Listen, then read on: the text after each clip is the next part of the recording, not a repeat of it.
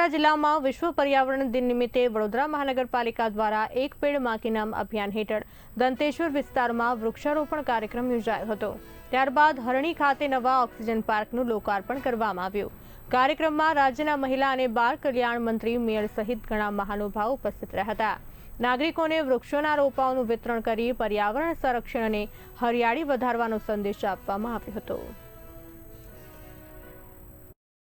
આજે पर्यावरण दिवस निमित्ते दंतेसर एपीएसनी बाजूमां आवेला जग्यामां सूचित लिनियर पार्क बनाववानुं आयोजन करवामां आव्युं छे।